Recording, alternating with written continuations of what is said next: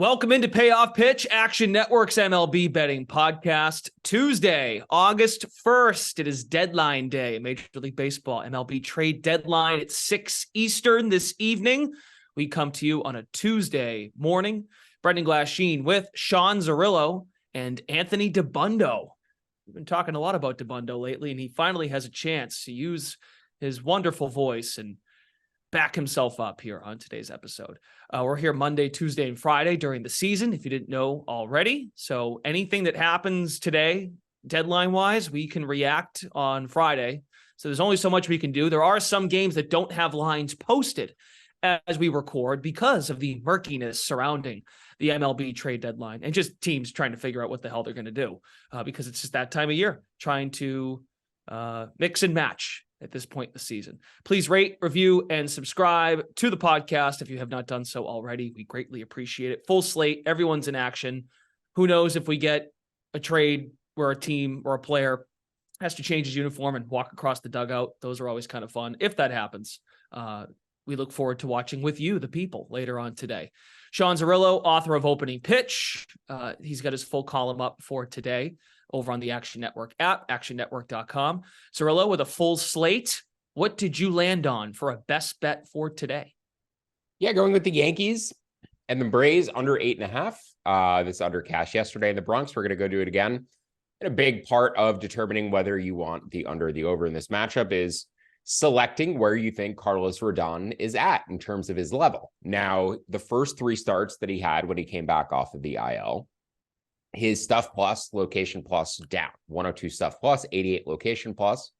His last start, even though 3 walks, 4 strikeouts and walks still haven't really come back to where they were previously, and even in that start, but 115 stuff plus, 125 on the slider, 111 on the fastball. And he was at 114 with 123 on the slider and 113 on his fastball last year. And he's mostly fastball or slider like 90% of the time. So seeing the stuff plus figures on his main 2 pitches come back up to where they were last year when he had a season that earned him a $162 million contract, I think is a very encouraging sign and a sign that he's going to pitch to what you would expect the rest of the way.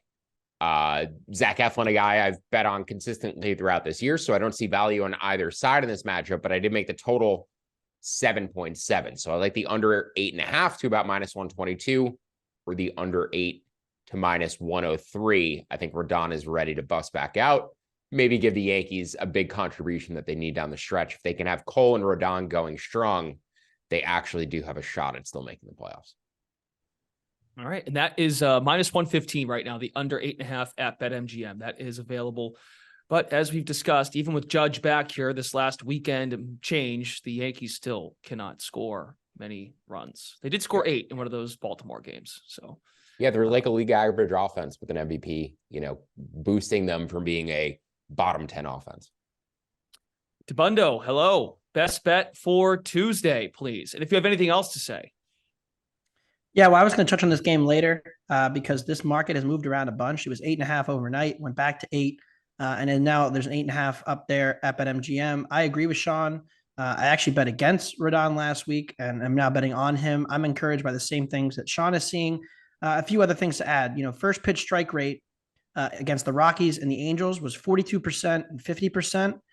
Last outing, 72%. So a clear commanding bump there. And then the same thing with the overall zone rate, 37% against the Rockies, 34 against the Angels, now 42.5 against the Mets last week.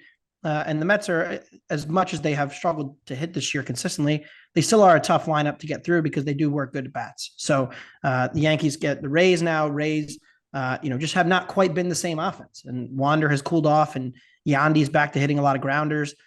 So even with their platoon and what they can do to kind of mix and match their lineup, the Rays have been a league average offense for 2 months now. And I think, we look for the season long and we say, well, there's, still a top 5 offense. It just hasn't really been the case for 2 months now. They've actually been, Anthony, just to interject, they've been dead last against lefties since the start of June. They have a 71 WRC plus over the past 2 months. So them coming back to league average offensively is actually mostly them performing against right-handers. They've been dead last against lefties for the past 2 months. Yeah, a lot of struggles there. Randy, Wander, pretty much in the tank at the same time. has tanked their lineup. And those two guys, especially Randy, is very streaky. So I'm confident that the Rays will be fine. But right now they're certainly going through it offensively. And then Zach Eflin, one of the Debundo guys, that have people who I like have been criticized a lot on this podcast in the last few days. But Zach Eflin is one that has withstood the test of time and has had a great career season. And nothing in his numbers suggests that he won't continue to do that with the Rays pitching lab. Dominance, career high in strikeout rate and career low in walk rate. So really impressive stuff from Eflin. Still don't like the Yankees lineup. You just pitch around Judge. It's like if you saw the video where Chapman was yelling at Schneider for the Blue Jays, like he's the only guy that can hit in that lineup. Why are we pitching to him? And he got caught on a hot mic talking about Ohtani. Pretty much the same thing with Aaron Judge in this circumstance. So I do like under 8.5 in that game. My best bet, I'm going with the Fighting Glashines, the Boston Red Sox plus 100 at BetMGM against the Seattle Mariners. Bryce Miller has had a couple of good starts in the last 2 months, but it's been a lot more inconsistency overall. This is his rolling xFIP trending up in the wrong direction. 5.37 against Baltimore, 5.59 against Detroit, 4.27 against Toronto, and then 4.23 against the Twins in his last outing when he gave up 4 homers. The fastball, teams have really caught on to it. Is good. It's a good pitch, but he doesn't trust his secondaries enough, and the fastball velo has ticked down just a little bit, and it's really hurt him in terms of giving up a lot of hard contact and homers. So don't love that in a matchup against an elite Boston offense. And then there's also the trade deadline risk. Jerry Dipoto, we know his history with loving this trade. It's his best day of the year. It's Christmas for Jerry Dipoto. They are actively shopping Teoscar Hernandez. Apparently, according to John Morosi, there's multiple teams interested. I would be stunned if he wasn't moved, given his contract and his rental status and what teams are looking for. Ty France has also been mentioned as somebody who could be on the move. The Mariners really don't have a ton of depth in their lineup. So calling up guys like Cade Marlowe to replace Kelenic, you take Teoscar and Ty France out of this lineup, there just really isn't much to threaten Bayo tonight. And I think Bayo's a better pitcher than Miller to begin with. The Mariners also traded their best reliever, arguably, maybe second best, in Paul Sewald, used all of their high leverage guys last night. So there is some concern for what the bullpen looks like tonight and what the lineup looks like tonight. And this market could move as soon as Teoscar gets traded, which I think is going to happen. So I like the Boston Red Sox money line. I should mention I lean towards the over in that matchup, but for the reasons Anthony mentioned, Ty France, Teoscar potentially getting moved.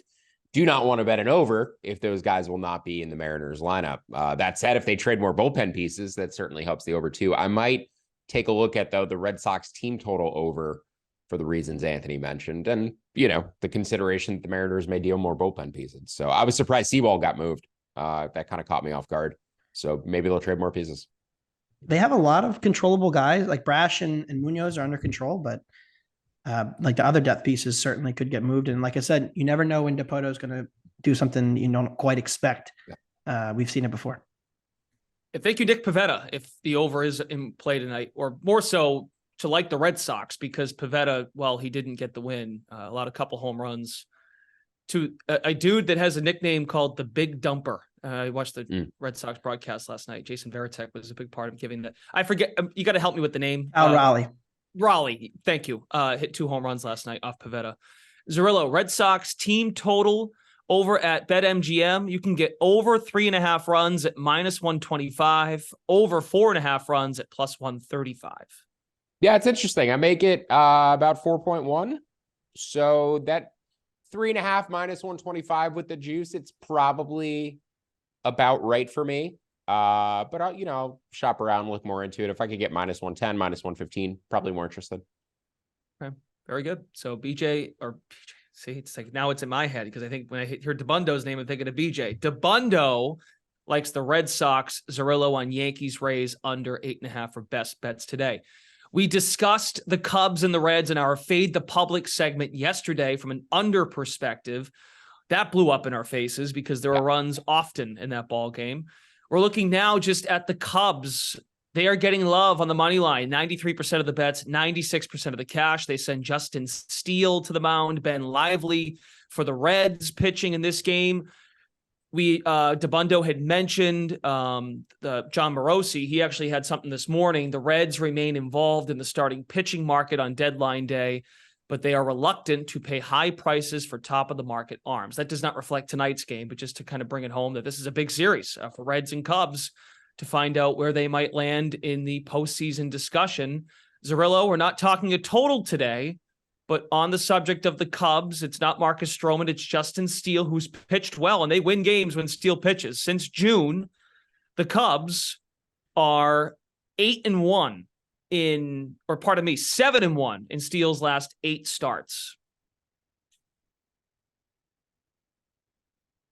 So this is a pro Justin Steele podcast, and arguably I've bet on Steele more frequently than any other starting pitcher since he got into the Cubs rotation about 2.5 years ago. Off the bat, the Cubs money line for the full game should not be at -165 and Steele's first 5 line at -170. There's a bigger discrepancy between the two starting pitchers than there is between the bullpens. I made Chicago around -200 for the first 5 innings and -170 for the full game. So about a 30-cent split between the two halves. The betting market having a 5-cent differential between the first 5 of the full game, to me, makes absolutely no sense. Now, looking deeper into the starting pitchers, both guys have overachieved this season, but I think what Steele has done in terms of overachieving is actually sustainable. His BABIP, his strand rate, both in line with career averages and both not far off from the major league average, where Ben Lively is about 10%, 15% above the league average strand rate.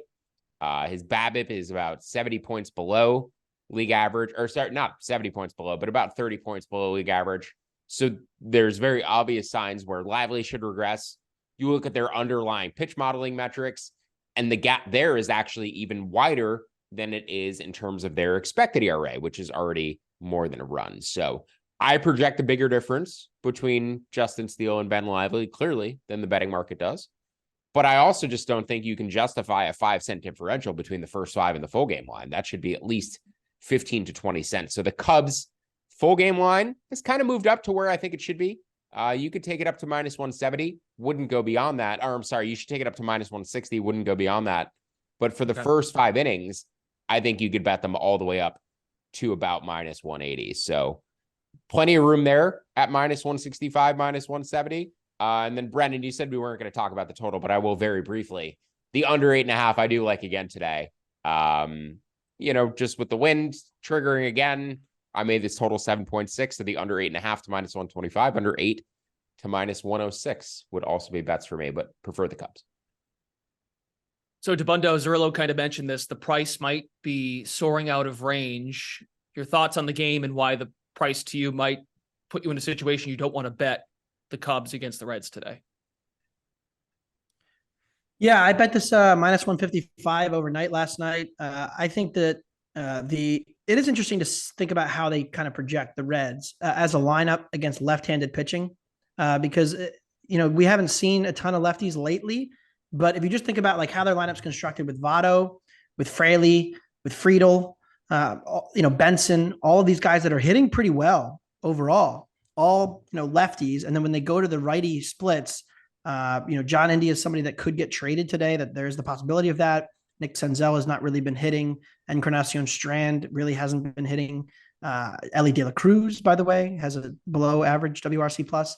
And so a lot of the guys that they are going to throw in their lineup to kind of face the lefty are just, I don't think, as good as the righty lineup. So I think while they are platooning it, they are not quite getting the same level of production from or against lefties.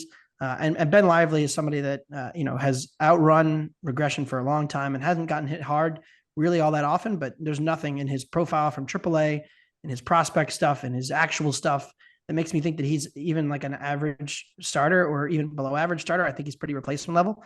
So I think there's a huge gap here with the Cubs adding at the deadline as well. Candelario coming in should help, take, plate appearances from Madrigal and Wisdom at third, who really haven't been producing at all. So a slight bump for the Cubs today. Don't really like Lively. And so I bet the Cubs as well, but it has gotten a little steep. Would be maybe tempted to play that F5 because I trust Steele so much, but this Cubs bullpen also didn't really pitch yesterday either. So certainly like the Cubs today and would bet them if you can get like 160. Okay. Cubs are 3.5 out of the third wild card. Padres are behind them, 5 back, and the Cubs are 5 out in the division. So, and they won 8 in a row. They've lost their last 2, but this is the right guy on the mound for them to get back on the ship and get rolling here. How about an underdog for deadline Tuesday, August 1st, Zerillo, who, again, and like we said off the top of the show, it's a wonky slate, wonky day because of just the uncertainty. So careful with underdogs, because one of these teams, in all likelihood, not all cases, if they're an underdog, they might be selling pieces. So it depends on what they've got. But what underdog does jump out to you with some value for today? Yeah, the Kansas City Royals, and they're playing a team in the Mets who are going to sell and not buy. So if anything, that's a good way of also looking at it. I think the Mets, if anything, are more likely to harm their roster than the Royals, specifically for today's game. You know, trading Justin Verlander doesn't impact today's game, but if they deal any other bullpen pieces or deal away Tommy Pham, Mark Hanna already left, it just leaves them without outfield depth, potential to pinch hit in the late innings, et cetera, et cetera. So just makes these rosters, closer if the Mets are going to deal more pieces. But really, the bet is against Jose Quintana, whose velocity is down relative to previous seasons. Stuff plus is down. And it's kind of easy to forget that Jose Quintana, prior to his resurgence last year, was sort of falling out of baseball. His ERA, his expected ERA, had climbed really high. He'd moved well away from the all-star form that he had shown earlier in his career with the Cubs. The underlying metrics were still okay, and it seemed like he was largely getting unlucky, but at the same time, he'd been shifted from the rotation to the bullpen, and he was having difficulty finding a major league job. That's why he ended up in Pittsburgh. So had a resurgence with the Pirates, got traded to the Cardinals, got a nice contract from the Mets, got hurt. Now his velocity is down a tick. His stuff plus is down relative to last season. So the Royals, an underdog, playing a favorite today that is going to be selling. And I like them at plus 127 or better, projected this line closer to about plus 116. Okay, excellent. DeBundo, an underdog that you're targeting today, all those things in mind with the deadline. Does your particular underdog reflect a team that might be selling? Yeah, the Nationals are certainly sellers. I don't know what they have left to sell. They traded Jeimer Candelario yesterday. Maybe a reliever. Lane Thomas doesn't appear to be moving. They're going to keep him. He's under control. There's not much else left. So they're trying to call him the Lane trade. It's driving me nuts. I don't think the Nationals have a ton else left to give to the other teams around them. Harvey or Finnegan, maybe, but we'll see. With that being said, I don't think it has a meaningful impact on the game tonight. Brewers could also buy, but nobody they're buying is playing tonight. The Brewers added Mark Hanna. I really just think this offense has been such a house of cards all season long. And you're kind of seeing the weaknesses that even when Burns is just a little bit off, in a start, they just don't have the offense to separate from Washington and Jake Irvin. And for the season now, they are a bottom 5 offense in all of baseball. They are the worst offense in this game. And look, Freddie Peralta just had his best outing of the season, arguably one of the best outings of his career. He struck out 13 Reds in that game last week. The Reds struck out, I think, 18 times as a whole in that game. But he's been really Jekyll and Hyde. And so which, Freddie Peralta are we going to get? Because just last week against the Braves, he gave up 2 homers, 6 runs, and 3 walks. The command has still been a bit of an issue for him at times. The 2 to 3 walks per game for each of his last 8 starts prior to the one, again, when he had a career outing against the Reds. And so, you really just don't know what you're going to get from Peralta on a game-to-game basis. Whereas, Josiah Gray is somebody that I'm surprised doesn't have better stuff than he actually does. When you look at the stuff plus, it doesn't really grade out all that well. But then you watch him pitch and you look at his underlying, whiff rates. They've gone in the right direction for him. And the just underlying numbers have improved generally. Like his swinging strike rate was 14% in 2021, still holding at 12 this year. So encouraging there. I really don't, think that there's enough here for the Milwaukee to be a huge road favorite. So give me the Nationals plus 135. It's down to plus 125 at BetMGM. Do you have a target price in mind? Plus 125 is if you can find a better number. I think there was a plus 130 elsewhere. Even some plus 140s out there now. So definitely shop around for that one. Yeah. Excellent. Okay, a couple more, and then I buried the lead for it's Tuesday, and DeBundo's here. Dinger Tuesday picks, and DeBundo's got a pick ready, so I'm not going to put him on the spot like I did last week. He's got something cooking for us today for Dinger Tuesday. Well, Zerillo, before we get go to ahead, Dinger please. Tuesday, Sean, I have a bone to pick with Sean. Oh, please. Yeah, what's Sean? You like the Blue Jays today? I'm gonna need an explanation for why you're betting against Kyle Bradish or Bradish. And for the Blue Jays, they're sending Hyun-Jin Ryu to the mound. Yeah, so, it's with Hyun-Jin Ryu, the determination was his performance decline, or how much of his performance decline was due to the underlying injury that he had. Rehab starts so far, he's looked pretty good. Steady's felt good. 1 walk across 17 innings, 16 strikeouts, I believe. It's hard to tell a lot from minor league rehab outings, right? But even in small samples, I do think you can take something away from command and plate discipline. And the strikeout and walk numbers, I think, are fairly encouraging. So the projected FIP range for Ryu, somewhere between 4 and 4.5. I'm using something at the lower end of that range, about 455. And I still see value on Toronto here. Now, they lost Bo Bichette during the game yesterday, but Felix Bautista also ended up throwing basically 2 innings, a lot of pitches, and that was his second appearance in 3 days. So I doubt he'll be available tonight. The Blue Jays should theoretically have the bullpen advantage. It's tough to know specifically what you're getting from Ryu, but considering, as I said, I'm using a less optimistic projection for him and still see value on Toronto. I made them around -130. So up to about -115, -120 is where I would bet them to. And that's just where I have it based on my price targets. I also made the total closer to 8. So I'm leaning to the under. Haven't looked into the umpire yet, though. So just a lean for now. Totals at 8.5, -115 on the over. DeBundo, why don't we go to you next year? Because you like Baltimore. And they've got Kyle Bradish on the mound, a player you've talked about, a pitcher you've talked about a ton here on this podcast. Yeah, I'm still not exactly sure the correct way to pronounce his name, and I keep getting it mixed up. But Kyle is pitching. I feel like you're the one who mixes us up, with all due respect, because I think we get it right, and then we just make the joke like, "Oh, it's Bradish. Oh, it's Okay, back it up. Bradish. That is his baseball reference pronunciation note. Noted. Bradish. I actually think it's Whitchurch's fault, because I was saying like Bradish Blame and he someone corrected else. me to Bradish, and then I just kind of have never really known what the correct one was. The Bradish bunch. The Bradish bunch, yes. And look, I love Kyle. I think Zerillo has kind of made a good point in the last few weeks where as the Orioles continue to win and they become such a public team because everybody knows how good they've been and they're the most profitable team in MLB and AL East favorites now, the Baltimore crazy. Orioles. They were, according to John Morosi, they're in on Verlander. Or now Verlander's going to waive his no trade. Does he have interest? He grew up near Camden Yards. They should be in on Verlander. Yeah, that's exactly what they need. They can't go into the playoffs with Kyle Bradish, Grayson Rodriguez, and Tyler Wells and Kyle Gibson. Like, that can't reasonably win a long playoff series with that pitching. I like obviously Verlander would not impact tonight's game, but go on. Right. You like Baltimore tonight. Yeah, well, so Zerillo, was joined, he was an original member of the Tyler Wells and Kyle Bradish fan club. But I've spoken to some Orioles fans, around the betting community, and we have decided, effective today, that we are banning him from the fan club because he is no longer allowed to claim Tyler Wells because he's bet against him, I think, like 4 starts in a row or something crazy.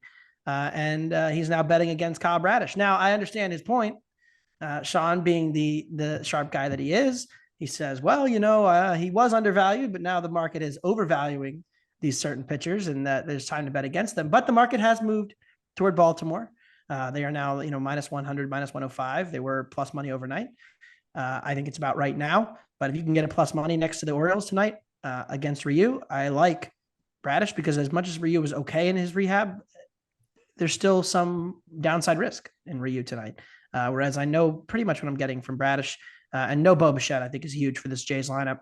They don't look nearly as deep once you take him out of it. So some, holes for sure. Romano being out as well. So Bautista is a huge loss. I'm going to be absolutely shaking when Fujinami comes in for the save.